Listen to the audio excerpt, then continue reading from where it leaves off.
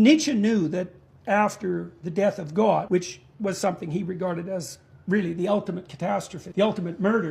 Jordan Peterson is wrong about Nietzsche, and this is an example of why we need to be careful of uncritically accepting the things that popular intellectuals say, as Nietzsche would agree.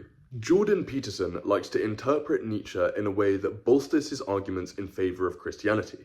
In actual fact, Nietzsche was an absolutely ferocious critic of Christianity, arguing that blind adherence to the faith was essentially to thrust one's head in the sand of celestial things and to rate the heart of the unknowable higher than the meaning of the earth.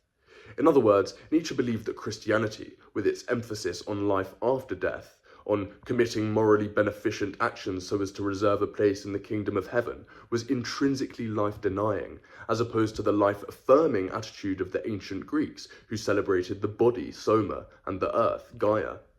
Up to his time of writing, Nietzsche believed, all psychology had been dominated by the same old, lamentably Christian moral values and principles.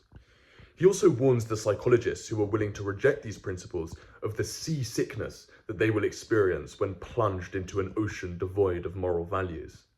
But for Nietzsche, the worthy souls, the discerning ones, the psychologists of the future will be able to navigate this ocean by committing the supremely creative act of inventing a new set of moral values.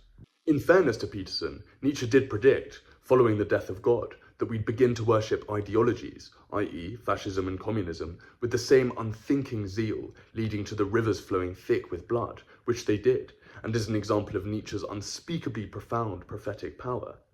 But, despite Nietzsche's keen awareness of the danger of falling into the abyss of nihilism, which yawns open in God's absence, it would be far more accurate to say that he was highly optimistic about what a godless world might look like, provided, of course, that we take the appropriate measures against seasickness, an attitude of intellectual maturity, let's say, a readiness to discern truth for ourselves.